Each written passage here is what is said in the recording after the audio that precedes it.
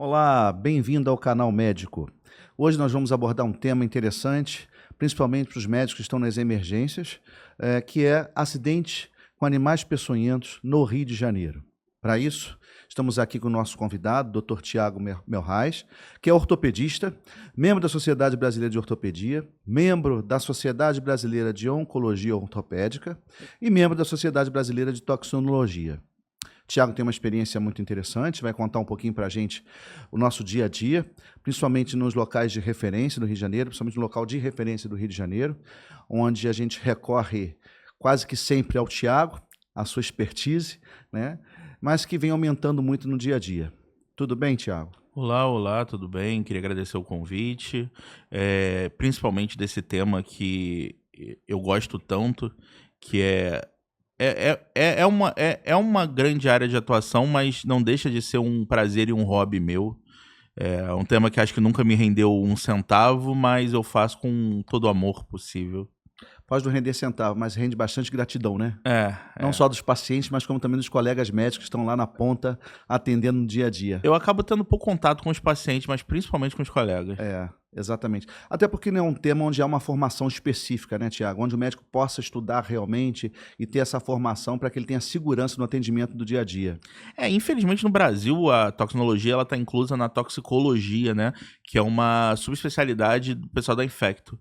Hum. É, Não tem muito a ver. Tem, mas não tem. A toxinologia tem muita relação com o animal em si. Para você ter algum conhecimento melhor em toxinologia, você tem que ter conhecimento em relação ao O animal, animal, né? a morfologia, fisiologia dos animais. E não sai um pouco da área da medicina normal, até do próprio infecto e toxicologista. Sai. E isso é uma dificuldade no dia a dia, até porque eu trabalho, assim como você, como os colegas na mesma unidade, né, no mesmo sistema, né, a gente vê que é um dia a dia, é algo que a gente realmente não domina, principalmente essa parte que o Tiago falou, que é a parte dos animais. Né? E quando você não conhece, né, você identificar ali, principalmente que os acidentes chegam sem os animais, propriamente dito, né, é difícil você fazer essa condução. Depois a gente vai falar um pouquinho como a gente conduz, né, e que recurso a gente utiliza, como a questão do Tox Rio. Mas depois a gente fala isso no final.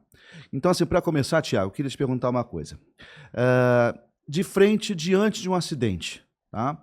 A gente pode fazer uma pequena abordagem pré-hospitalar, né? Só aquele cuidado básico que a pessoa deve ter, né? Mas principalmente o que fazer no caso, né, de um acidente com animal peçonhento. Eu acho que independente do animal, o importante é você levar a pessoa para uma unidade com alguma unidade de referência, ou pelo menos uma unidade de saúde que possa suportar uma unidade de referência para pegar auxílio. Não fazer praticamente nada. Não tentar sugar veneno, não tentar fazer corte, não tentar nada. Torniquete. Nada. Existem indicações muito específicas para torniquete, então na prática a gente aconselha ninguém fazer torniquete nenhum, porque a pessoa não tem conhecimento para conseguir discernir, e é melhor você não fazer, porque fazendo o prognóstico cai muito, principalmente o prognóstico local. Esses acidentes mais que alteram, tem umas alterações locais mais significativas. O torniquete acaba piorando muito o prognóstico. Você acaba perdendo um pé ou uma mão por causa do torniquete. Sim, isso é importante. Você pode dizer, Tiago, aqui no Rio de Janeiro, qual é o local de referência que a pessoa deve ser encaminhada? Acidente com animais peçonhentos no município do Rio de Janeiro, especificamente, o ideal é o Hospital Lourenço Jorge. Com alguma frequência, o Pedro II ele era indicado também, mas volta e meia tinha restrição de soro. Então, assim, eu realmente aconselho, no município do Rio de Janeiro, o paciente ser levado para o Lourenço Jorge. Ele vai ser melhor assistido, não tenho nem dúvida. Sim.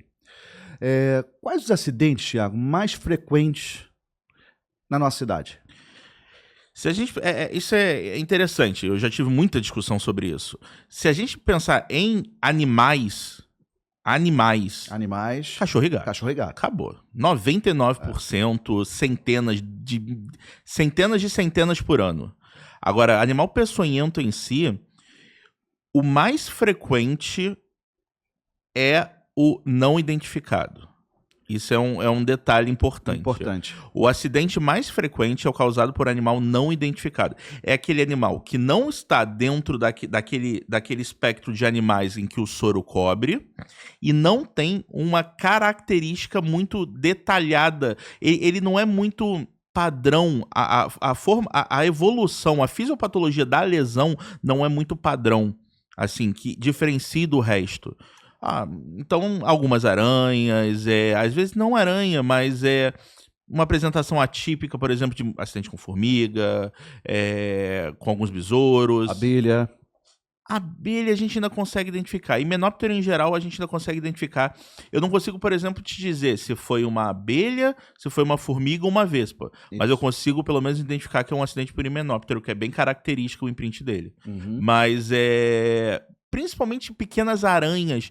Você vai botar o sapato, ela se defende. Você vai botar uma luva ou meter a mão, ela se defende. E aí forma aquela pequena úlcerazinha ou aquele edemazinho bem inespecífico. Estatisticamente, esse é o mais comum. Se você pensar nos identificáveis, a gente tem basicamente 3. Botrop jararaca, Loxosceles e Títios. Principalmente Títios cerulatus, tá? Mas dentre esses é disparada jararaca. Jararaca, né? Jararaca. Você tem uma região onde ela é mais incidente, que acontece mais aqui no Rio de Janeiro? Então, se a gente começa muito pro norte, a gente já começa a confundir, já tem Jararacuçu, isso falando do município. Tá. Mas assim, em geral, grande parte do Rio de Janeiro tem jararaca. Então, qualquer lugar do município do Rio de Janeiro com mata nativa pode ter jararaca. Zona Oeste é uma região, acho que estatisticamente a Zona Oeste, estatisticamente a Zona Oeste é o lugar mais frequente. A gente fez um estudo, foi em 2014 a 18, se eu não me engano, ou 13 a 17, foram 4 anos de levantamento epidemiológico sobre os acidentes no Lourenço Jorge. E viu que o mais frequente é a jararaca. A gente tem uma média de 100 atendimentos por ano de jararaca no Lourenço Jorge. E a região mais frequente é a Zona Oeste. Sim. A que a gente pode atribuir esse aumento de acidente com animais peçonhentos, principalmente a jararaca, no Rio de Janeiro? Olha, eu vou ser muito sincero. A toxinologia nos últimos anos, ela vem sofrendo algo que vem... Até mesmo algumas outras áreas da medicina vem sofrendo, que é uma mudança na epidemiologia pela identificação. A gente está conseguindo melhorar o diagnóstico dos acidentes. Talvez a epidemiologia e a incidência desses acidentes esteja aumentando porque o diagnóstico deles está aumentando. Antes, a gente tinha um suporte muito precário a esses acidentes, um atendimento muito precário. E agora a gente já está conseguindo identificar jararaca, identificar o que é títios, identificar o que é fonêutria. Uhum. Então, o índice de acidente tem aumentado até pela melhor identificação desses animais. E também a gente pode atribuir também, justamente o homem invadindo o local, né? Da mata, sim, né, propriamente dito. Sim, né? A gente tem muito acidente, óbvio que tem muito acidente em trilha, muito acidente em meio rural, mas não escapa uma casa no Recreio, uma casa em Vargem, até uma casa na Barra, ter invasão desses animais, porque é a área deles, a invasão foi nossa. Uhum. A gente construiu ali a nossa casa, então o contato, a interação deles está aumentando. Sim. Agora, isso a gente pode atribuir mais a jararaca. Sim. Pensando em títios e pensando em Loxosceles, que são os 3 principais, talvez não, porque esses animais já vivem dentro de toda casa no Rio de Janeiro. Uhum. Toda casa tem escorpião, toda casa tem Loxosceles. Toda casa. Maior incidência, menor incidência. Sim. Agora, realmente, a invasão do homem ao meio em relação à jararaca influencia, não tem dúvida. Influencia, né? Uma coisa, Tiago, o que você aconselha em termos de tempo do acidente? Né? Quanto mais rápido, obviamente, é melhor você chegar à unidade hospitalar. Agora, fala pra gente um pouquinho, que é muito comum a gente receber nas unidades hospitalares pacientes que têm mais de 24, 48 horas, 72 horas do acidente. Eles chegam muito apreensivos na necessidade de fazer o soro, né? Porque eles acreditam, aprenderam que existe um soro, né? Como antídoto. E muitas das vezes não tem indicação. né? Eu queria que você falasse um pouquinho para a gente justamente sobre esse time, sobre esse tempo, né? Da necessidade de se fazer o soro. Eu acho que assim, o soro heterólogo, ele é essencial no tratamento, mas a gente tem que ter uma noção de que o soro é uma medicação e tem que ser prescrito corretamente. O soro prescrito erroneamente, ele traz muito mal. O soro heterólogo, ele é produzido hoje em dia mais de búfalo do que de cavalo e como tá no próprio nome, ele é heterólogo. E ele acaba sendo um grande fator predisponente de alergia, alergias que podem ser graves. O índice de reação alérgica a soro heterólogo é em torno de 10 a 15%. Isso, qualquer medicação é um absurdo. É para pensar até não fazer. E é mesmo, é para pensar não fazer. Tem que ter uma indicação muito boa. O correto é sempre levar o mais breve possível. Depende do animal, depende do acidente. Nem todo mordida por jararaca vai precisar de soro, nem todo acidente com aranha vai precisar de soro, nem todo acidente com escorpião vai precisar de soro. Nem todo acidente com animal precisa de soro, mesmo que exista soro para aquele animal. Tem que ter indicação. Sim. Senão você só está submetendo a pessoa a ter um risco desnecessário.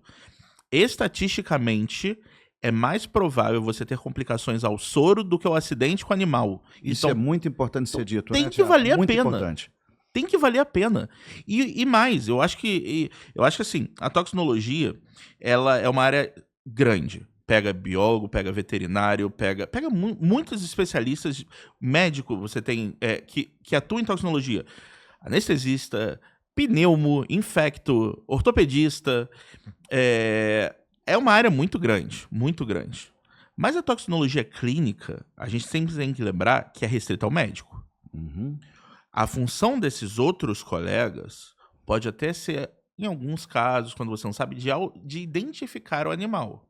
Sim. Principalmente em casos que você não consegue identificar o animal, não o acidente em si. Isso é muito importante.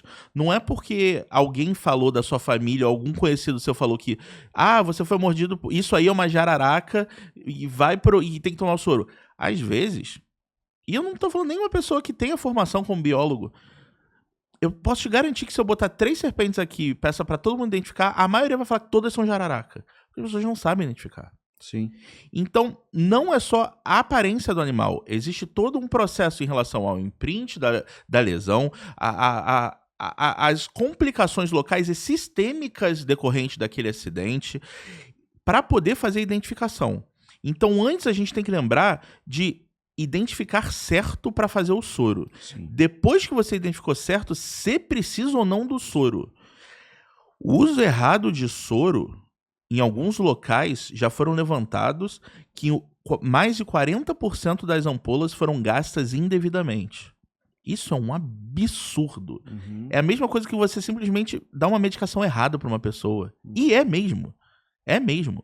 Ou você tem uma serpente e você dá outro soro, ou você era uma serpente e você dá soro anti-aracnídeo. Então, assim, tem que ser ponderado, idealmente com alguém que tem alguma expertise naquela área, divida o caso, passe o caso. Você tem dúvida da identificação do animal? Tudo bem. Eu acho que assim, no meu conceito, pelo menos os principais cobertos por soroterapia, o médico deveria conhecer. Mas a gente não tem essa formação. Não tem essa formação. Em nenhuma faculdade. Essa é a realidade. Em nenhuma. Então, tudo bem, você não identifica que a pessoa trouxe o animal, vai ter um colega biólogo, um colega veterinário, você pede para ele te ajudar a identificar. E aí você prossegue conforme a clínica do paciente. Sim. Aproveitando esse gancho, Thiago, eu queria que você falasse justamente quando eu falei sobre a indicação e o time, né, 24, 48, 72 horas depois, quando o paciente chega. Até porque o tratamento, né, a indicação do tratamento, ele é baseado numa classificação de acidente leve, moderado e grave. Né? Como a gente faz essa avaliação para a gente determinar o número de ampolas que a gente vai fazer na hora do tratamento? Também é baseado no animal. As classificações são diferentes para cada animal. E as indicações de soro são diferentes para cada classificação de cada animal. Vou falar sempre desses 3 principais, né? Se a gente está pensando em Bótrops, se a gente tem... Vamos lá, estou falando de Bótrops adulta. Existem exceções, mas uma Bótrops adulta, Bótrops jararaca... Se você começa a entrar em Bótrops atrox, Bótrops jararacuçu, não é só o soro antibotrópico que você faz. Sim. Você tem que considerar o soro como uma medicação. Uhum. Não é porque é botrópico que só vai para botrópico. Eu sei que isso é estranho, mas é verdade. Não é, por exemplo, um animal que não tem aqui, por exemplo, de lácteos, você não pode só fazer soro antilaquético. Não tem efeito pleno. Você tem que misturar normalmente soro antibotrópico. Uhum. Então, assim, considerem os soros como medicações. Uhum. Eles têm os nomes, mas considerem como medicações. Vamos lá. Botrópico de jararaca, acidente leve. Se você só tem complicações locais, é leve. Sim. Não vou me desprender muito em relação às manifestações locais, dava para passar dias só falando das manifestações locais da jararaca. Mas assim, temos que entender que manifestações locais, independente da gravidade, são leves. Independente da gravidade. O que eu pego volta e meia é as pessoas pedindo ecodoppler para acidente com jararaca. Gente, vai dar. Óbvio que vai dar TVP. Uhum. Se você for estudar a fisiopatologia do veneno da jararaca, ele causa uma coagulação intravascular disseminada. Nada. Só que é disseminada no membro. Então aquele membro está todo obstruído. Daqui a 2, 3 dias aquilo se desfaz. No máximo 4, ele se desfaz. Uhum. O edema demora para progredir, para regredir. Pra regredir, né? O edema demora para regredir porque a coagulação da microvasculatura pode demorar até semanas para ela ser revascularizada, para aquele sangue voltar a fluir. Mas os grandes vasos, se você fizer com 2 dias, vai dar TVP. E não é para fazer anticoagulante. Uhum. Vai dar. Beleza. Leve alterações locais. O que eu aconselho, mas isso é off-label, é acidentes leves em extremidade eu trato como moderado, porque o prognóstico local piora muito. Desde quando a gente começou a tratar como moderado, foi claramente observado, o índice de amputação reduziu muito. Uhum. Mas como que a gente começou a usar moderado, leve em torno de 4 ampolas, moderado 8 ampolas. Deu acidente mão e pé, extremidades em geral, a gente costuma tratar como moderado. Sim. É leve, mas a gente costuma tratar como moderado exatamente para melhorar o prognóstico local. E grave, ainda bem que é muito pouco. O índice de óbito com jararaca é 0,3%, é muito baixo. Qualquer alteração sistêmica é grave. Uhum. O que é o moderado? Moderado é muito difícil você diagnosticar. O que eu aconselho você botar como moderado? Primeiro, leves em extremidade. Sim. Ou pacientes com sintomatologia hemorrágica. Sangramento de gengiva, sangramento na urina, sangramento em mucosa. Considere moderado. Sim. Qualquer manifestação sistêmica verdadeira, eu aconselho tratar como grave. Vamos tirar mais uma dúvida importante para o médico que está lá na ponta. Você teve um acidente, você considerou ele como leve. Uhum. Você fez lá suas 4 ampolas, certo? Existe a possibilidade de refazer ou adicionar mais ampolas? Não é o ideal, mas existe. Se você me perguntar, na teoria, não é o correto você refazer. Mas às vezes há necessidade. E aí, faz diferença? Ninguém nunca me provou. Uhum. Ninguém nunca me provou que a ampliação, a soroterapia seriada, ela tem algum efeito. Porque, principalmente a gente falando de jararaca, a fisiopatologia ela é progressiva e rápida. Uhum. Então, dificilmente você fizer... e como que... A gente não tem como medir o veneno sistêmico na nossa clínica do dia a dia. Existem técnicas para se medir que o pessoal faz, mas em laboratório. Então, por que você está fazendo soro seriado? Vamos trazer para nossa realidade. Por que você está fazendo soro seriado aqui no Rio, para jararaca? O que te fez achar que aumentou? A não ser que deu uma manifestação sistêmica, que é muito raro. Muito raro. Por que? Porque o edema se mantém, mas o edema vai se manter. O edema demora 2, 3 semanas para regredir. Não quer dizer que tem veneno. Quer dizer que você consumiu tudo naquele membro. Mas o coagulograma continua incoagulável. É isso. Você tem uma coagulopatia por uso. Uhum. Então, você fica sem fator de coagulação porque você usou tudo no membro. Vai reproduzir de novo. Em 1, 2 dias, aquilo vai voltar. A gente tem claramente, depois das primeiras 4, 6 horas, o início da produção e da melhora do coagulograma. Uhum. Então, assim, pode-se fazer o coagulograma seriado, não tem nenhum... Por quê? Porque não tem nenhum lugar que diz que não pode. Sim. Porque, na verdade, para nossa realidade de jararaca, títios, eu não vejo indicação tão correta. Se você começar a pegar alguns animais saindo um pouco do rio com ação neurológica, tudo bem. Tudo bem. Agora, para nossa realidade do rio, provavelmente foi uma indicação errada. Sim. Se você fez seriado. E qual assim a complicação mais importante que você consegue mais ver no dia a dia para esse tipo de acidente nas unidades? Acho que... Síndrome compartimental, você vê muito? Vamos lá. Vamos para as verdadeiras complicações. Vamos pensar ainda em jararaca, como a gente está comentando. A gente só está, por enquanto, em jararaca. Ainda em jararaca, a gente tem que pensar em síndrome compartimental, hemorragia e complicações locais, necrose local, perda de membro, perda de ponto de dedo. O paciente de jararaca, quando morre, que é muito baixo, 0,3% é um índice bem baixo, ele normalmente morre por insuficiência renal lá para 2, 3 semanas depois do acidente. É secundário, não é direto ao veneno. Uhum. Mas existe, a gente já pegou aqui nos últimos anos uns 2 pacientes que morreram porque derramaram, morreram por um AVE hemorrágico. Possível é. A gente sempre tem que lembrar dessa possibilidade. Acidente com jararaca com qualquer sintomatologia neurológica é correr. Porque, normalmente, quando tem AVE hemorrágico secundário, o paciente vai a óbito. Ele não segura. Eu já tive um caso desse. Bem recente, inclusive. Outro assunto importante. Você falou nós falamos um pouquinho sobre a síndrome compartimental, mas você sabe que tem lesões, as lesões vão aumentando, a ferida vai aumentando, né? E em alguns momentos a gente precisa de antibiótico. Faz antibiótico profilático, faz antibiótico no momento da ferida. Jamais. E que antibiótico você recomenda, por exemplo, ebotrópico? Jamais você faz antibiótico profilático. Eu acho que uma das coisas mais comuns que se faz no dia a dia desses acidentes é antibiótico terapia profilática. Não se faz. A gente, falando ainda de jararaca, a gente não faz. Falando de Loxosceles, por conceito Loxosceles não infecta, então você já está fazendo errado. E títios, não vai. Eu nunca vi títios infectar. Se você pensar que é menos tempo que uma agulhinha hipodérmica fica no seu dedo, aquilo não infecta. Então, assim, considerando esses 3 principais, não tem motivo para você fazer antibiótico profilático. Beleza, você não faz, mas uma pequena porcentagem infecta. Claro, como qualquer lesão, não quer dizer que você vai fazer antibiótico para todas. Tem um estudo que foi apresentado em Campos de Jordão, da faculdade de, se eu não me engano, foi da Federal do Amazonas. Acho que foi sim. E eles botam que morganela é o principal agente causador de processo infeccioso em serpentes. Por serpentes, né? Por serpentes. Então, você tá fazendo clavulina, você não tá cobrindo. Você pode fazer uma clindamicina. Uhum. Mas se você fizer o clavulina, você não tá cobrindo. O que eu aconselho?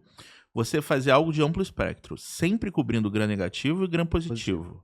Nunca fazendo algo que só cubra gram positivo. Uhum. Senão, você não vai estar cobrindo o que precisa. Eu puxei esse assunto justamente que a gente vê esse erro, né? Não só na antibiótico profilaxia, mas quando vai prescrever o antibiótico, prescreve o antibiótico errado. Né? Por isso que eu puxei esse assunto, que é importante que o doutor saiba dessa possibilidade. Né? Eu acho que a gente podia, Tiago, não sei se você trouxe algumas imagens para a gente poder discutir nos casos ali nas imagens. Não sei se você trouxe. Tem algumas. Uhum. Esse é importante também. Eu vou te fazer uma pergunta enquanto as imagens já estão ali.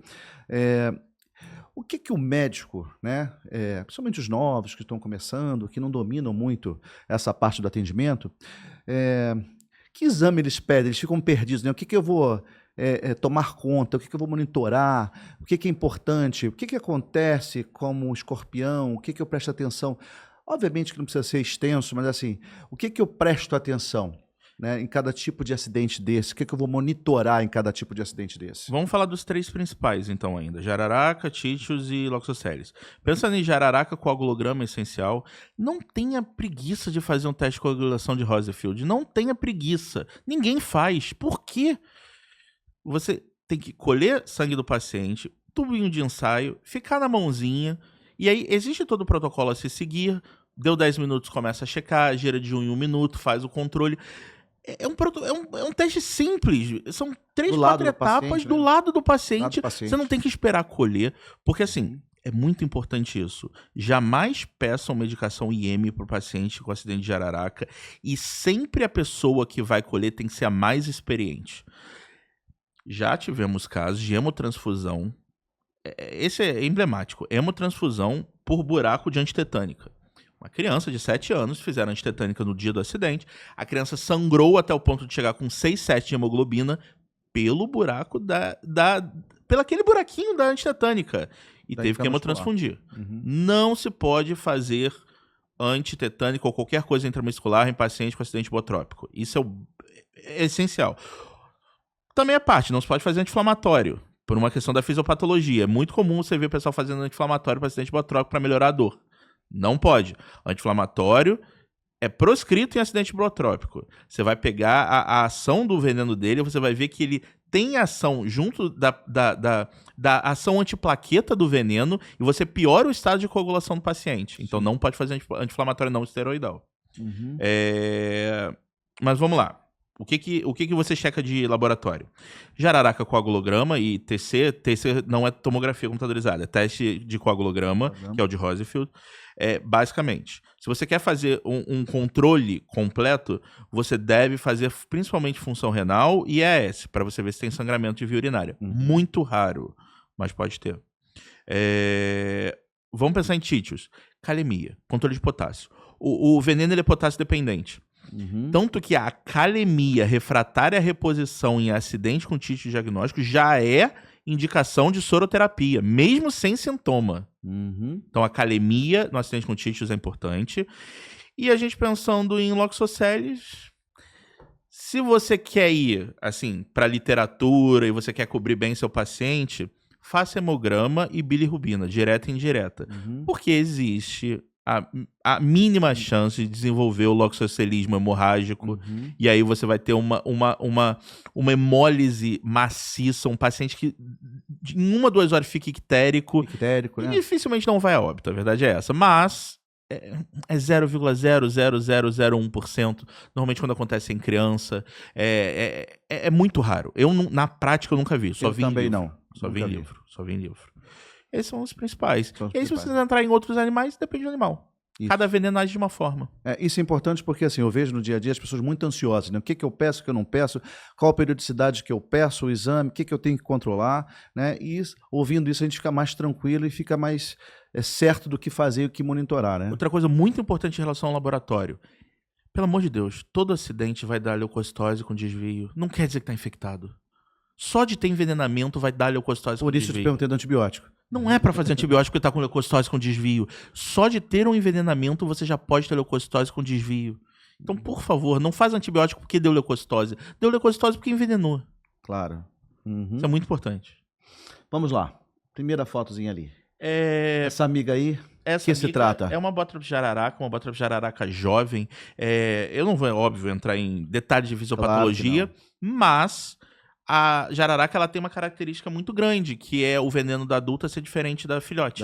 Né? Então a gente tem alterações locais diferentes. Normalmente a ação proteolítica da jararaca filhote não tem muita ação. Então a gente vai muito pela característica do animal, pela coagulação, tamanho. Existem estudos, mas não dá para se guiar pela distância entre as presas, você consegue ter mais ou menos o tamanho do animal, e aí quem tem mais expertise consegue dizer que é um filhote, que não é. Acidentes, por exemplo, em dezembro, janeiro, fevereiro, normalmente é filhote querendo se alimentar, vai muito pela época do ano também, como é que estão as chuvas na época do ano, a pessoa também tem que ter esse know-how um pouquinho. Esse ano fez mais frio, choveu mais, em novembro, então os filhotes vão aparecer um pouco antes. Isso é importante até para diagnóstico na hora. Mas é uma Botrytis jararaca. Botrytis jararaca, você vê as características, a principal característica dela, não considere nem a fenda elíptica no olho, nem a cabeça triangular. Isso só vale para serpentes do velho mundo.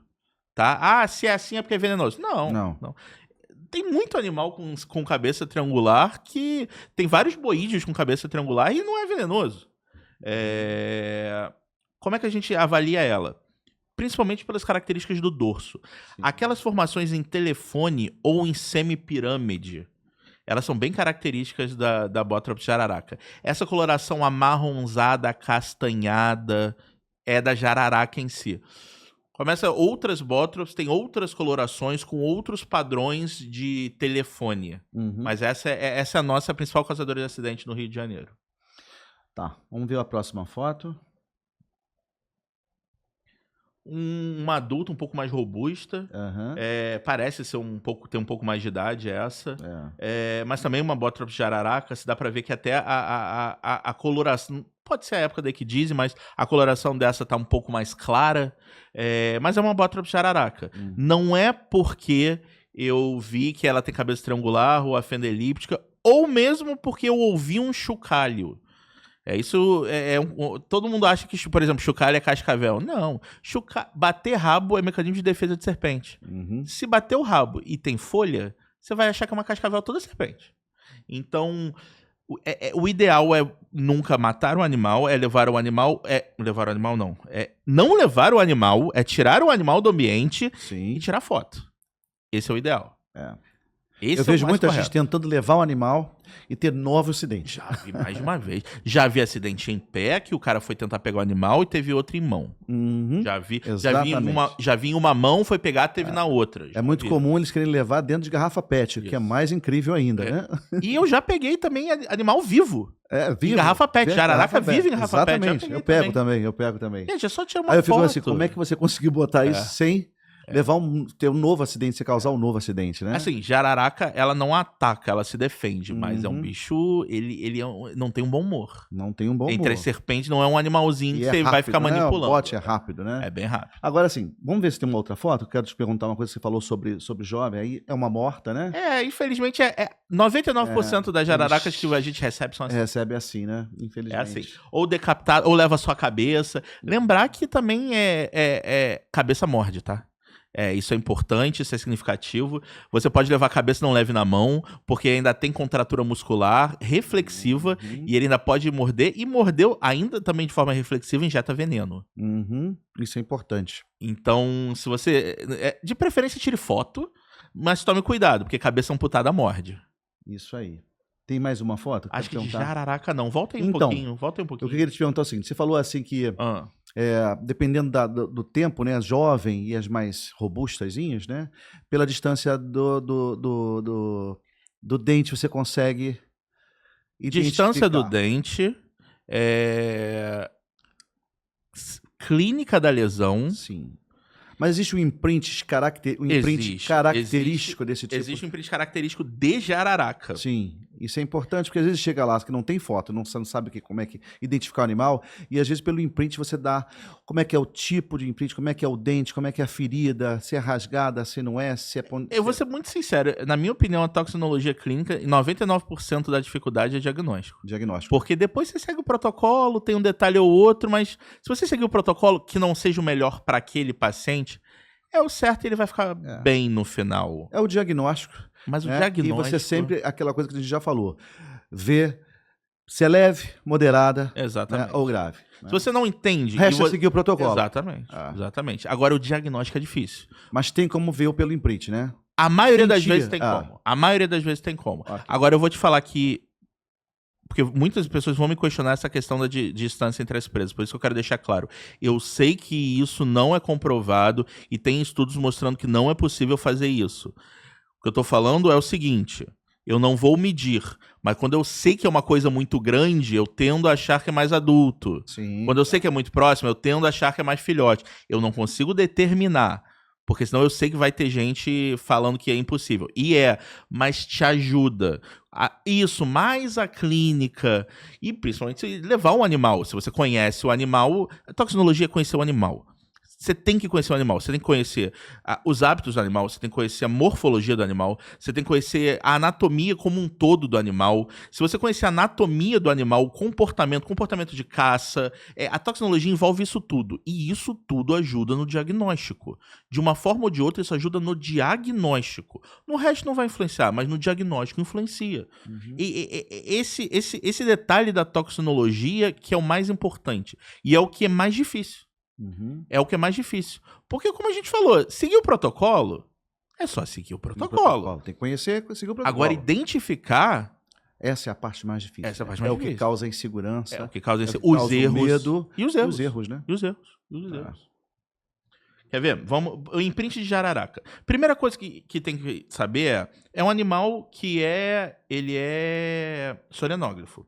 Então, ele tem uma dentição basicamente como? São duas presas longas, onde uma área vai ser mais afinalada e a outra mais arredondada. E a gente tem que começar a lembrar, quando a gente vê o Medicina Legal, a interação da pele com os acidentes. Sim. Então, é muito comum na pele você ter um imprint como se fosse triangular. Triangular. Ou seja, é como se fosse uma pequena faquinha, uma pequena faca, que só tem fio de um lado. Outra coisa muito característica é a equimose perilesional. É muito frequente. Se você tem um imprint semi-triangular ou triangular, mais equimose perilesional, mais edema local, e a epidemiologia mostra que aquela região tem jararaca, é jararaca. No Rio de Janeiro é jararaca. É jararaca. Então você mata. Aí começam os detalhes. Nem sempre são 2. Às vezes são 3, 4 buracos. Às vezes é 1. Às vezes fica na dúvida se é triangular, se é circular. Às vezes eu já vi a pessoa ter a sorte de a presa arranhar a pele e não ter envenenamento. Então conseguiu só arranhar a pele e não fincou. Explica melhor, Thiago, por favor, essa coisa de 2, 3. Mostra a Porque eu acho primeira que pode imagem, ficar um por pouquinho favor, confuso. pra gente, porque eu tenho alguns exemplos de acidente botrópico que eu botei aí. Uhum. Pode pra próxima. Mais uma. Próxima. Isso. Aí.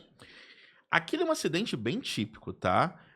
São duas presas em região de pé, que é a região mais comum, tá? Região mais comum é do joelho para baixo. Sim. Tornozelo e pé, principalmente. Panturrilha menos, tornozelo e pé. Ali, por exemplo, são duas presas. Você vê que as duas têm a mesma direção. Não são presas arredondadas. São presas como se fossem semitriangulares. E tem uma leve equimose perilesional. Sim. Ainda dá pra ir mais um pouco à frente, que são duas lesões muito próximas uma da outra, então provavelmente era um filhotinho. Filhote. Mas a grande questão aqui não é essa. A grande questão é o imprint triangular com equimose perilesional. Não, aqui, ó, embaixo. aqui embaixo. Aqui embaixo. Isso. Mais pra cá. Isso. E não. Aqui, ó. Esses dois aqui. Tá?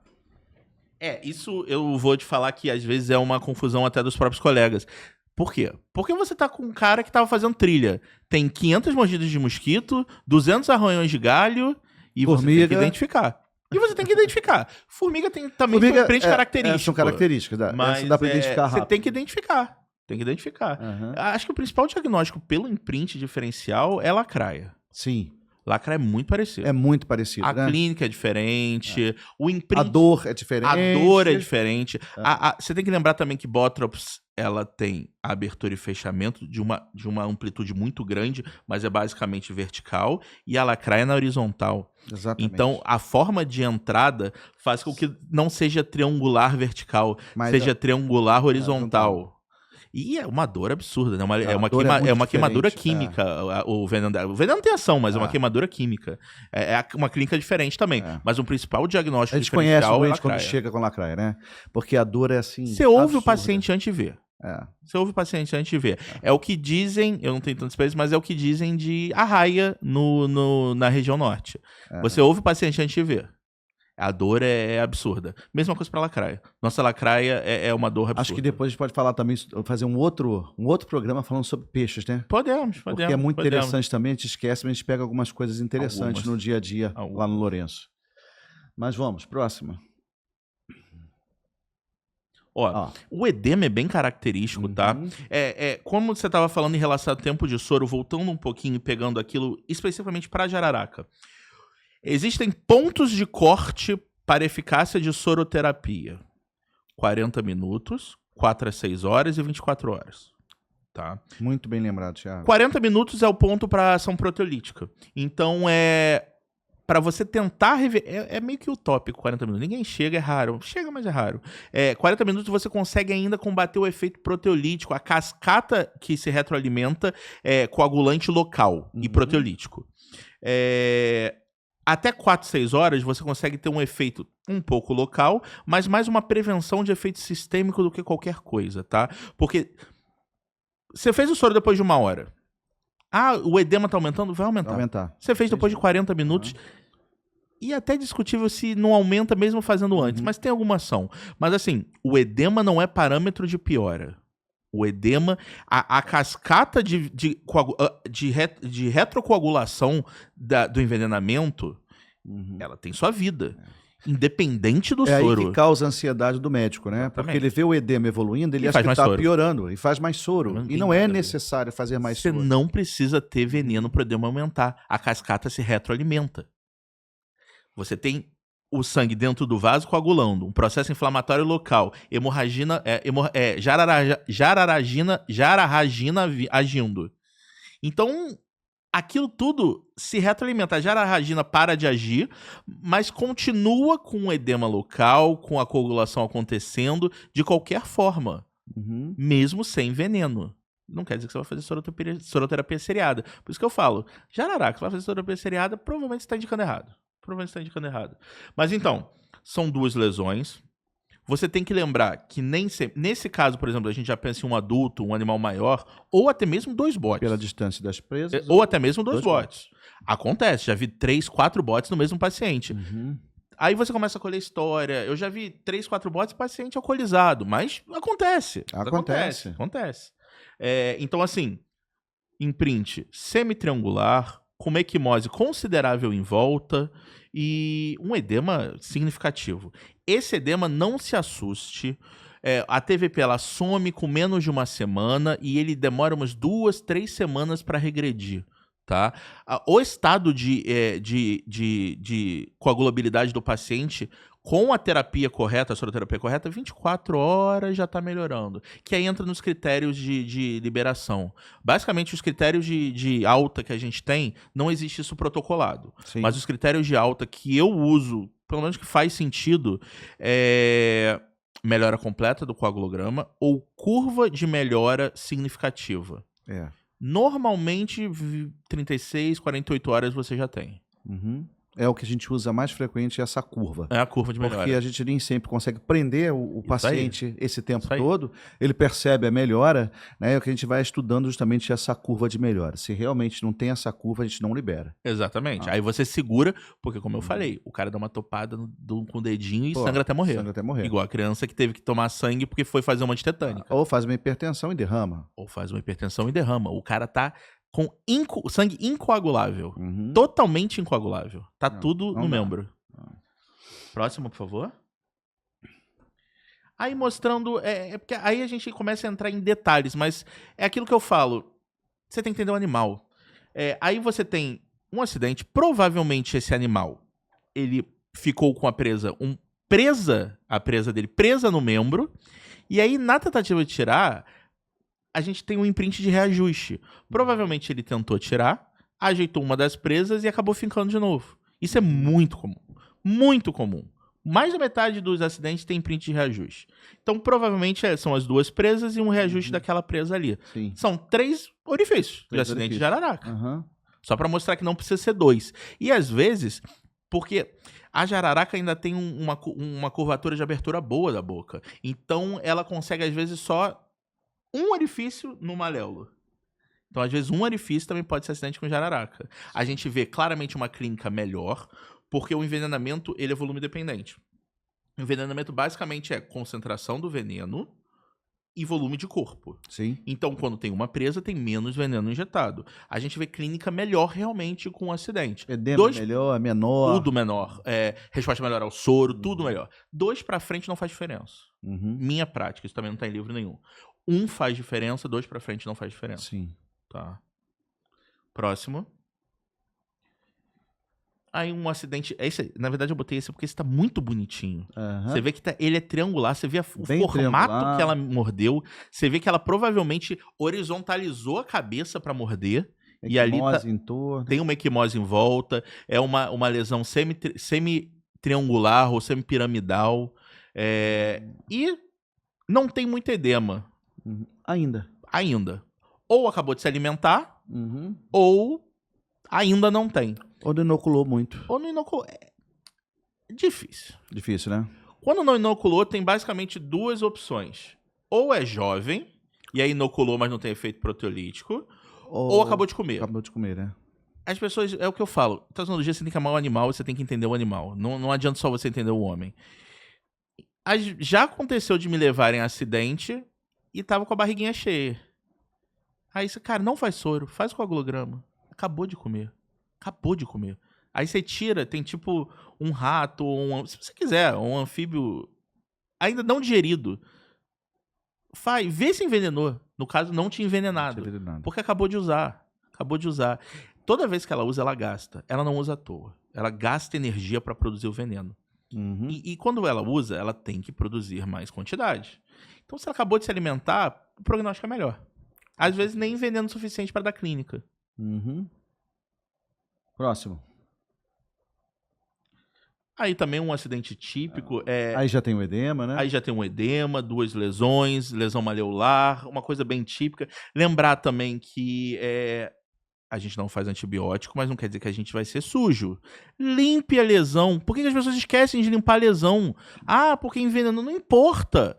Limpa a lesão, curativo básico. Você não pode fazer curativo compressivo, porque você tem que permitir esse edema. Mas um curativo oclusivo e uma limpeza local para qualquer animal. Tem que fazer. Isso esquecem com muita frequência. Não é lembrado, né? Nunca. Porque é lembrado em cachorro e gato, que a gente aprende que tem que limpar. Mas os outros animais as pessoas esquecem. Gente, não importa. Gavião, porco, tudo que a gente pega lá. Já pegamos moreia, já pegamos de tudo. Tem que lavar. E se infectar, de preferência procura a gente, porque muda o antibiótico. Mas lavem, limpem as lesões. É muito importante, a gente sempre esquece. Próximo.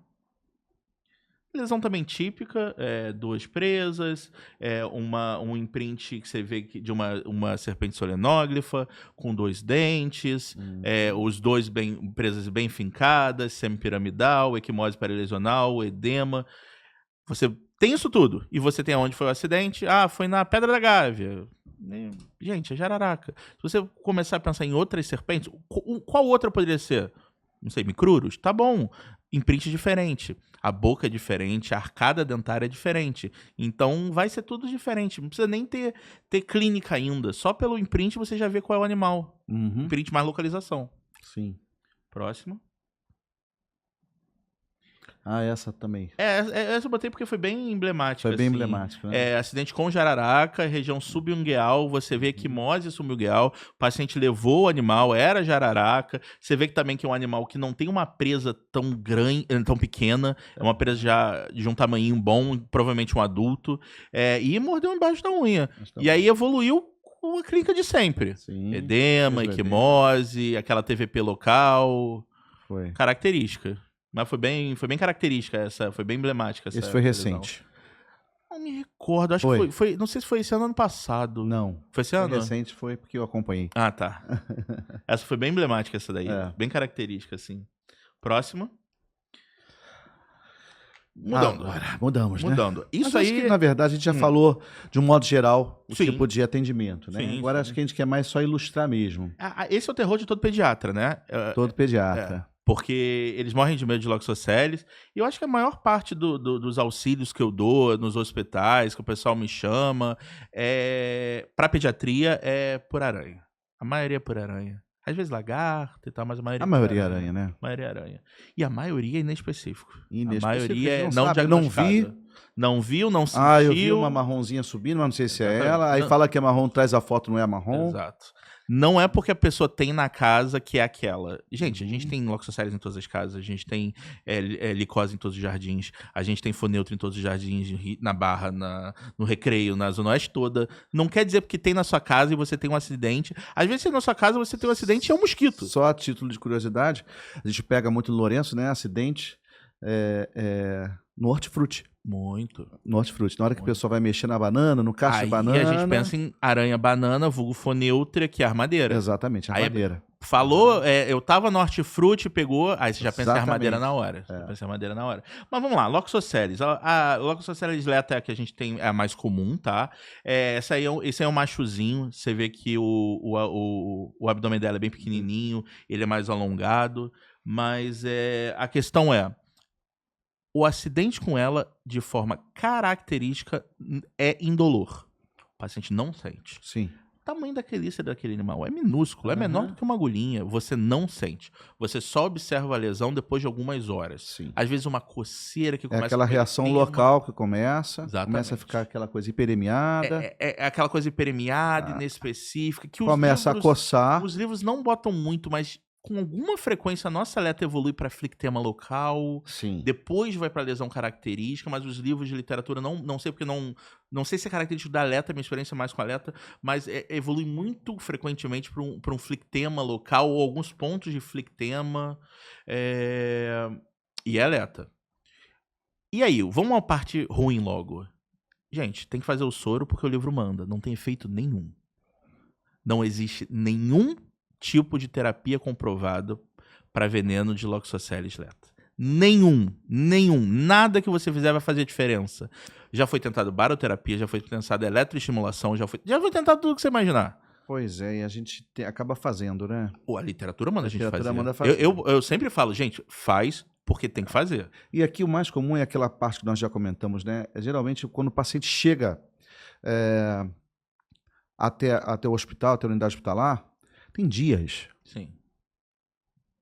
Então não tem a menor indicação de fazer. A leta, na literatura, obriga a gente a fazer até 72 horas. Até 72 horas. Mas o pessoal chega com mais de 72 horas, Muita gente né? com 10, 14 dias.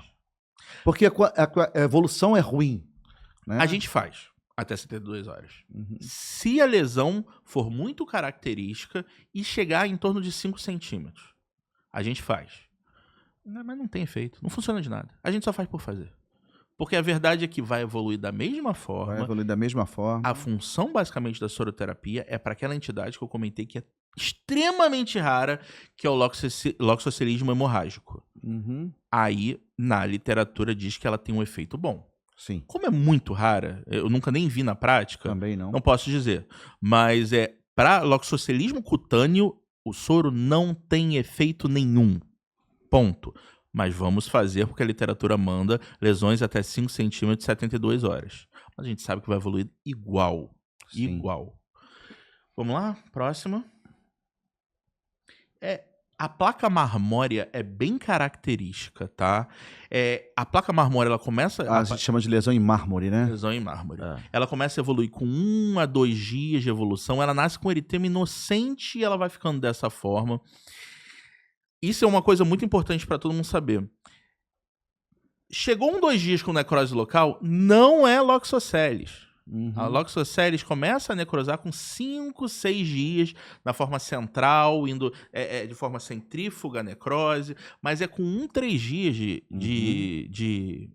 Desculpa, com 4, 5 dias de evolução. 1, 3 dias, que é que muitas vezes chega necrosado, não é Loxosceles. Uhum. É alguma outra aranha. Mas não é Loxosceles. 1, 3 dias vai estar assim. Vai estar uma placa marmórea. O paciente não sentiu.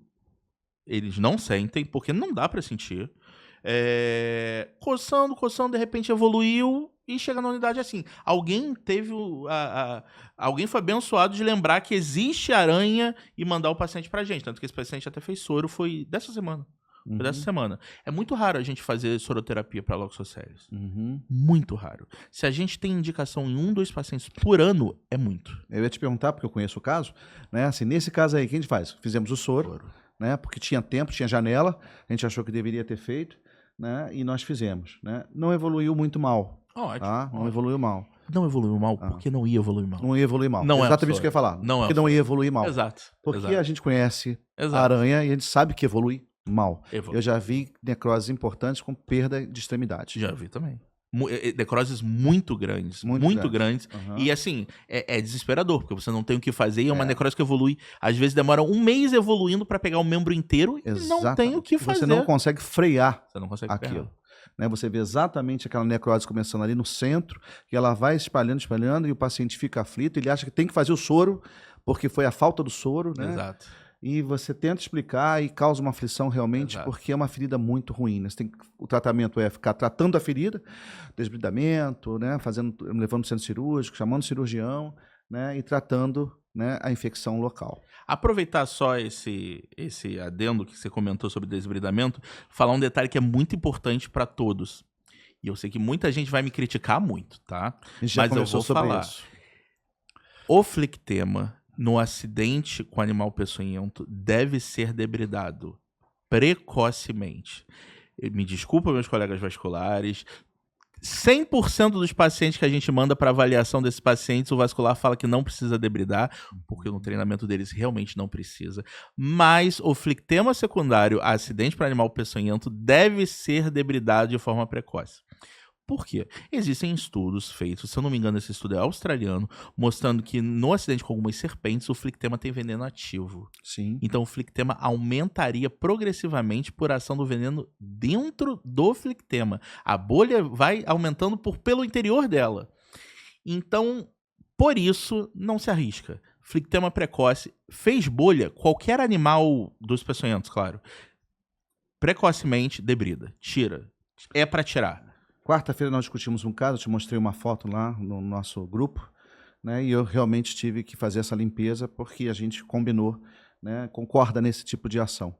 Né, e eu recomendei justamente essa limpeza. E 99% do pessoal não faz. Porque eu entendo mas eu faço. que queimadura... Sim, mas eu digo os cirurgiões em relação a queimadura, até eu como ortopedista, realmente, a gente aprende que a gente espera maturar a lesão, a gente espera ela, aquilo serve como um curativo biológico, a gente vai expor o subcutâneo o que não precisava. Mas em caso de envenenamento, pode ter veneno ali. Então tem que tirar. Tem que tirar. Aí eu sei que... É opinião de especialista, mas o que eu vejo lesões que a gente tira precoce tendem a evoluir muito melhor porque a bolha ela não se expande tanto. Sim. Então a lesão fica menor. Principalmente acidente botrópico, acidente com serpentes peçonhentas, a gente vê que flictema, romper precoce faz diferença. Faz diferença. Só queria comentar isso que é importante. Sim, importante. Próximo, por favor. Esse tá mais característico, né? Esse tá mais característico. Esse foi legal também. Uma placa marmórea. Você vê que tem até umas lesões de coçadura ali do paciente, parece ali unha dele. Mas é uma placa marmórea, acidente por Loxosceles, com indicação de soroterapia. Fizemos também. Mas só para você ver que é uma lesão bem típica. E apenas um ponto de necrose da acidente da aranha que picou ontem não é Loxosceles, que é o acidente mais comum que a gente tem nas unidades. Exatamente. É esse específico. Uma aranha ou um tipo de mosquito, qualquer coisa, fez uma úlcerazinha ali e aí chegou, será que pode ser Loxosceles? Não, não é. Evoluiu com necrose central em um dia. Pensa outra coisa, não é Loxosceles. Próximo. Aí a gente já começa a entrar no quinto, sétimo dia, como eu comentei. Exatamente. Começa a fazer uma necrose mapeada, que eles chamam. Ela é uma necrose delicada, uma necrose bem pintada. É uma necrose de acidente loxocélico pro quinto, sétimo dia. É o que eu falo, essa necrose seca, evoluir, ela pode ficar parada, ela pode evoluir. E aí? E é isso. Com a tecnologia que a gente tem hoje em dia, é isso que você pode dizer. Infelizmente, minha experiência mostra que evolui. Evolui. O pior prognóstico é sempre zonas de maior tecido subcutâneo. O próprio Dr. Pardal, no livro dele, bota que a pior prognóstico no loxocelismo em criança é coxa e abdômen, porque são zonas com tecido subcutâneo maior. Só de curiosidade. Próximo. Também uma necrose, essa necrose provavelmente vai evoluir para aqueles pontos ali e vai ficar tudo necrosado. Todos aqueles pontos vão ser atingidos, né? Provavelmente vai confluir tudo aquilo dali para virar uma grande necrose. Outra coisa importante, necrose de Loxosceles, por conceito, não infecta. Então, exceção, isso eu não vejo em livro, mas eu vejo na prática, diabético. Em diabético, infecta. Em paciente não diabético, não infecta. Não infecta. Você não precisa fazer antibiótico. Próximo.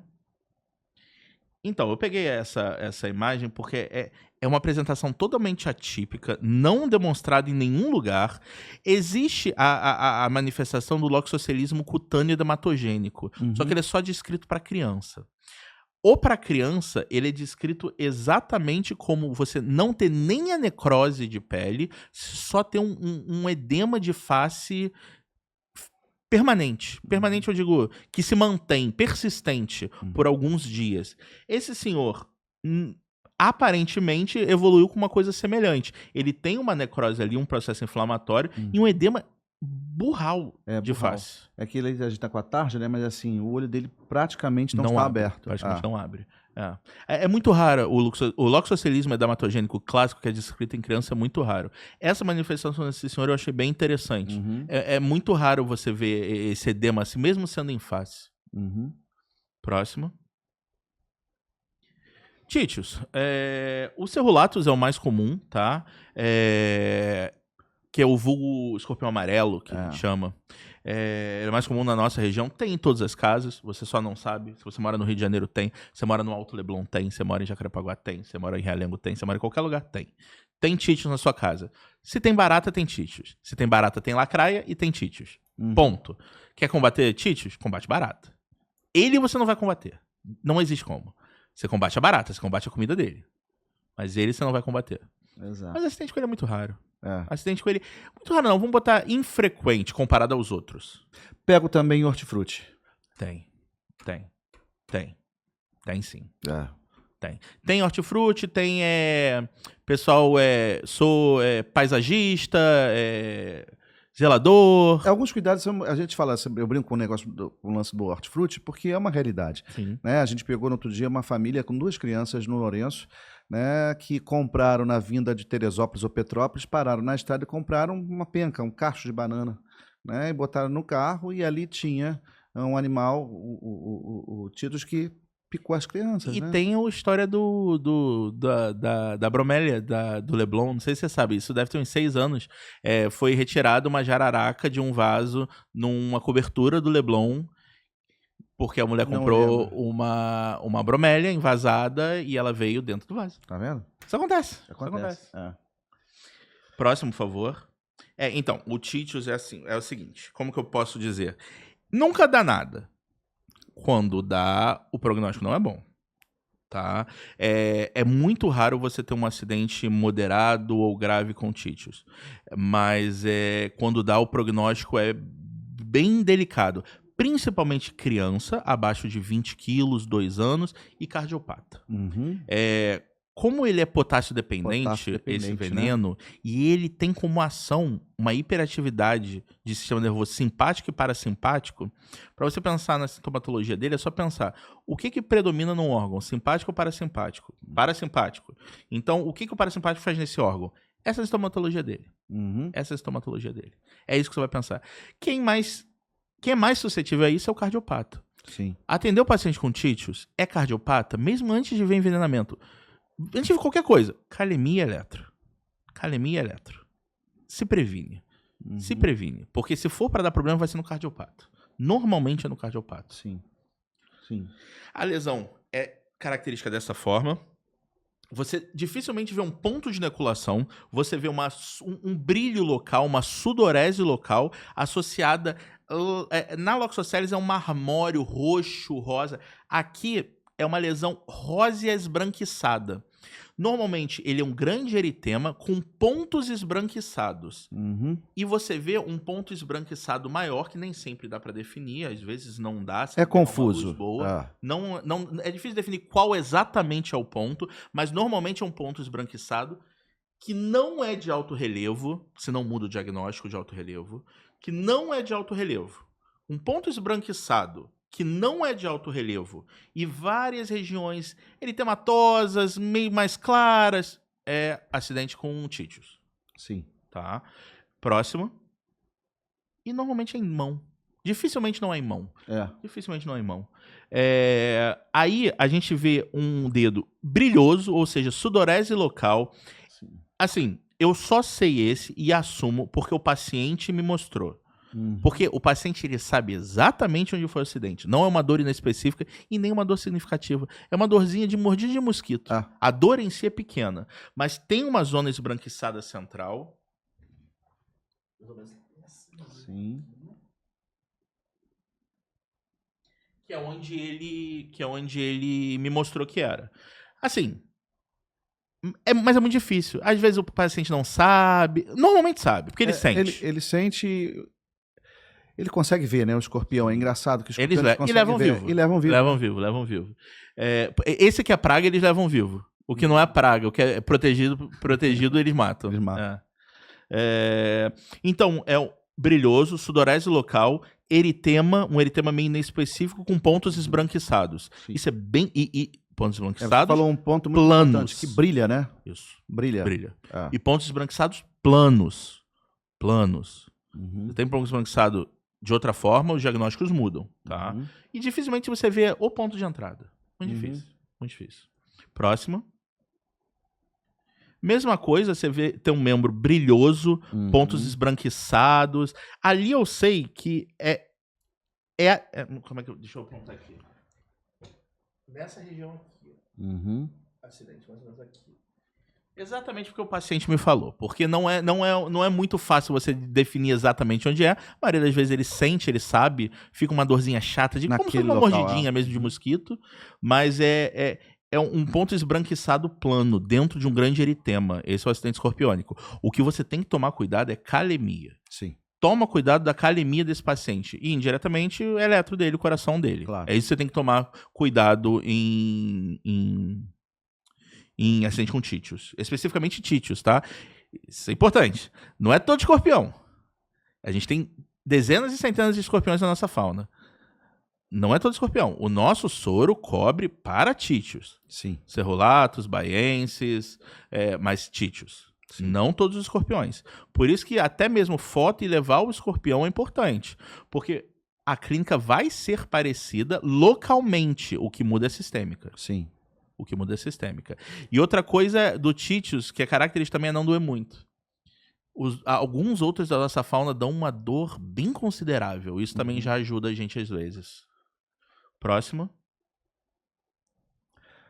Então. Eu acho que agora assim, a gente já abordou assim, os principais temas. Eu acho que o médico que está lá na ponta, que assistia a nossa aula, tiver o prazer de assistir você falando, né, vai ficar um pouquinho mais seguro, mais atento com as dicas que nós demos aqui. Agora, tem um recurso também que a gente utiliza, que eu acho muito bacana, queria que você falasse, é sobre o Tox Rio. Fala brevemente da Tox Rio. A Tox Rio é uma iniciativa própria. O que eu vi é que, assim, é o que eu falei já, mas eu gosto, eu repito, que eu gosto de falar isso. Na toxinologia, o amor ao animal, não só ao paciente, ao ser humano.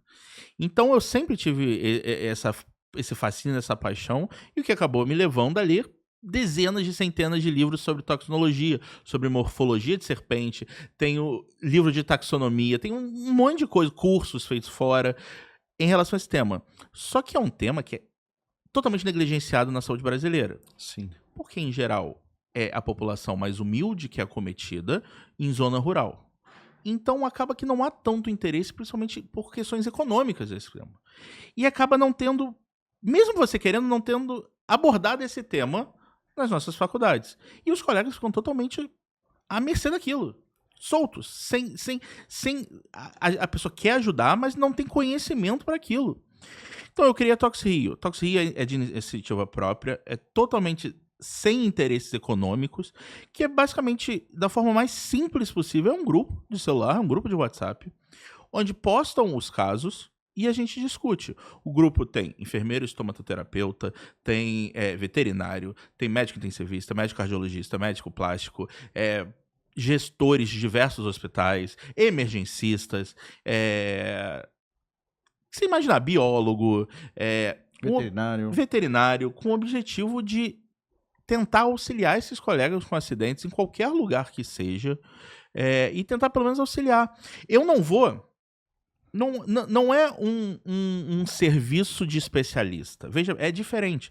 Eu não vou até lá, você vai me pagar, e aí eu vou carimbar e eu vou traçar a conduta. Eu vou ver o caso com você, a gente junto vai pensar qual é o possível diagnóstico, qual é a melhor conduta, e aí eu vou sugerir, cara, eu acho que para esse caso, eu acho que a melhor conduta é baseado nisso, nisso, nisso. Talvez seja você fazer isso, isso, isso. Ah, talvez precise de soroterapia. Aí, no próprio grupo, o pessoal da regulação já está. Aí, precisa para qual hospital? Normalmente a gestão já está. Então, a gente pega todo o cerco do Rio de Janeiro para tentar traçar a melhor conduta e tentar tratar o paciente da melhor forma possível. E a gente já fica até esperando, né, Tiago? Assim, de outra unidade, que vai chegar um paciente assim, assado, vai chegar uma criança, isso é muito importante, né? E a gente consegue ter esse respaldo, essa ajuda, que nos deixa menos inseguro, né? Em relação à conduta, ao tratamento e identificação, né? Então, Tiago, como é que a gente pode fazer para acessar ou ter um contato com o Tox Rio? Os principais hospitais do Rio de Janeiro, a gestão tem acesso. A regulação do Rio de Janeiro, a grande parte dos médicos reguladores tem acesso. O Hospital Lourenço Jorge, grande parte da gestão, dos plantonistas, tem acesso. Então, quem precisar, entre em contato com o Lourenço Jorge. Ele não é um grupo aberto à população. Ele é vinculado apenas aos acidentes com animal peçonhento. Então, assim, você é biólogo, você é veterinário, você é médico não seu torrino, você é médico que presta atendimento em emergência, você é cirurgião plástico, você atende de alguma forma direta ou indireta, independente da sua formação acadêmica. Não importa a faculdade que você fez. Se você tem algum vínculo à toxinologia, você pode entrar em contato com esse pessoal, pedir, solicitar, que eles vão te passar. Você tendo vínculo, né? Vai ser orientado e a gente vai ajudar no que precisar. Até mesmo detalhes como coleta de animal que chegou vivo. Doação do animal, doação, né? De Muitas animal. Vezes, o animal está lá no Lourenço Jorge, a gente não tem o que fazer. Exato. Então a gente faz a doação para estudo, né? O Jefferson da Cevap ajuda muito a gente. Eu acho que, para quem quiser, é só procurar um desses meios que, se de alguma forma você tem relação à toxinologia, você vai acabar precisando da regulação, por exemplo. Então, você vai conseguir contato da Toxino. Nem que eles peguem contato com o pessoal do Lourenço, mas você consegue contato da Tox Rio, e se você tiver, a gente vai te botar no grupo. Seja enfermeiro, seja médico, seja qualquer um. Eu queria só aproveitar para agradecer o Dr. Paulo Bernardi.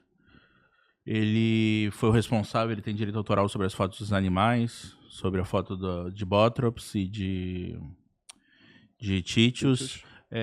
E aproveitar e publicar, fazer um merchanzinho do livro dele, que eu tenho também, é um excelente livro, das serpentes peçonhentas e acidentes ofídicos no Brasil, principalmente a parte de identificação das serpentes, eu acho ele extremamente válido. Agradecer ao Paulo e... deixar o convite para o Paulo também, né? Quem sabe vir aqui falar conosco, Quem sabe dia a gente convida o Paulo, ele vem aqui no Rio, lá da Faculdade do Acre. Exatamente. E só vai abrilhantar e enriquecer o programa, né? Com certeza. Ia ser bem interessante. Tá? Quem quiser, vende na Knowles Books. Você consegue comprar pela internet em qualquer lugar do Brasil. Que bom. Tiago, obrigado. Foi brilhante a sua participação. Eu agradeço muito a sua vinda aqui. Vamos bolar outros programas em relação ao tema que eu acho que merece, né? Adorei a sua presença, adorei discutir o tema com você. E eu convido vocês para curtir, comentar e compartilhar sobre esse assunto. Obrigado por ter nos assistido. Até breve.